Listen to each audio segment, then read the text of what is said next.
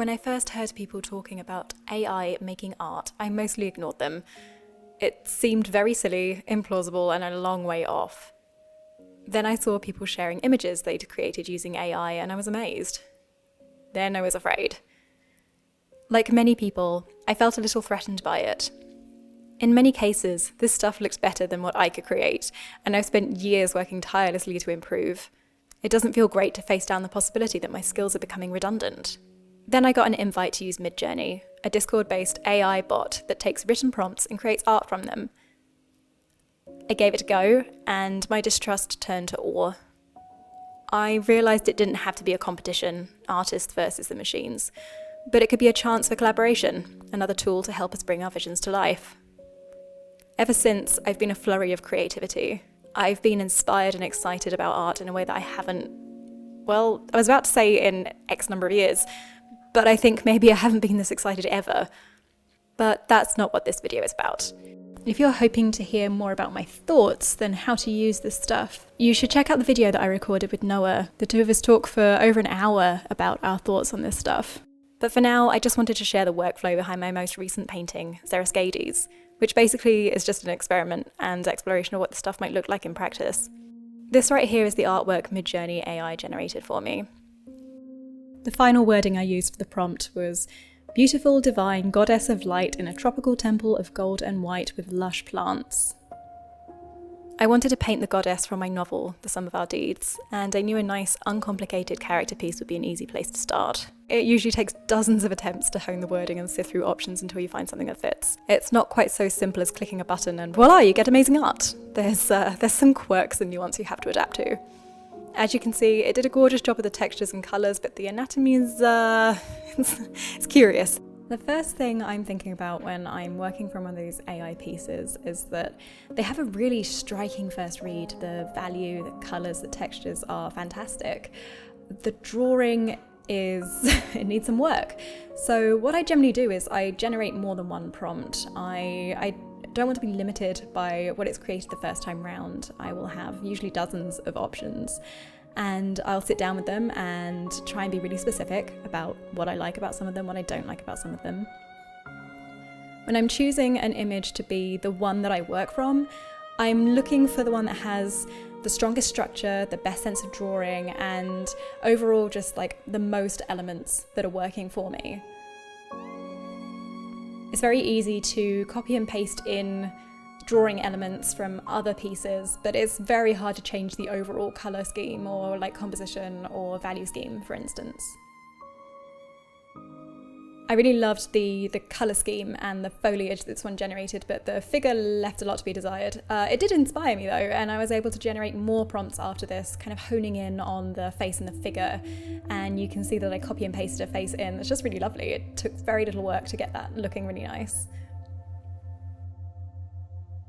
One of the big challenges was how much texture there is in this. I think that's why these pieces look so finished when we generate them, even though they're kind of off and the drawing is bizarre.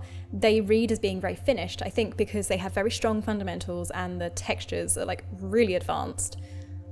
So something that I come up against here is that my paintings generally don't have much texture. I'm a very sort of buttery painter. I like very creamy, smooth gradients and stuff like that. So I had to really adapt my workflow here. I had to use a technique that was essentially photo bashing, but replacing photos with AI. I was slapping in textures and pieces from other images that the AI had generated.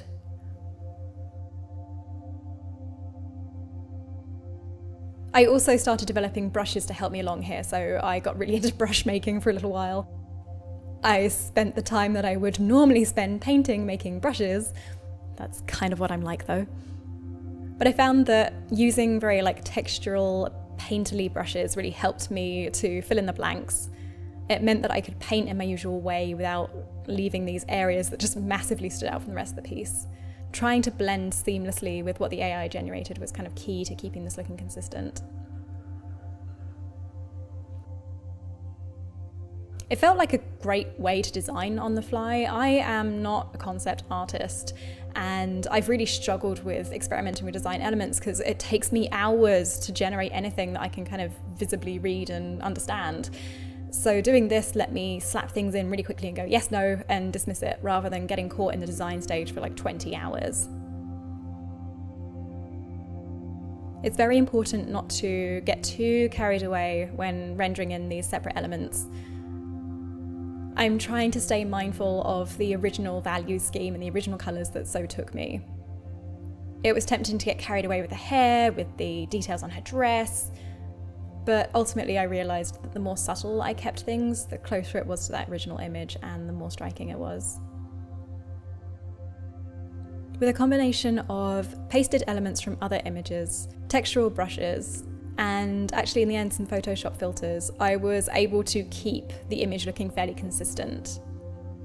Things like the noise filter were fantastic for just adding some of that back in over the top of my smoother brushstrokes. It was a challenge for me to not get too carried away on rendering.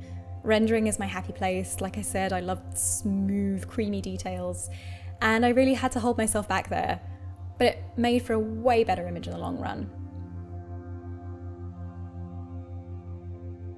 So the total time on this ended up being about 16 hours. That's pure painting time, so not counting any of the time I spent generating images, any of that early exploration. Just the time that you're seeing here on this footage was about 16 hours.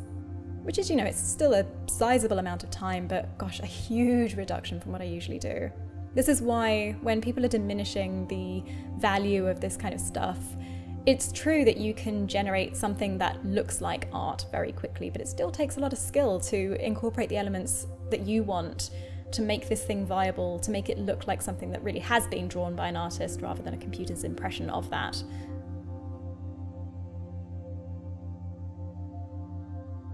The flower being painted here on the right is a good example of how I'm starting something from scratch but letting the image guide me. I'm trying to stick to the original colours that it suggested here. I really liked that composition and the value scheme. But I'm using very textural brushes to make sure it doesn't look like it's being smacked in there. I'm also trying to paint texture into it. There's these very funky patterns that it generates, and I really like them. They kind of look like paint's being dribbled across the canvas. So I'm trying to bring some of that very decisive design choice into it. It's incredibly random, but done confidently enough, it looks deliberate.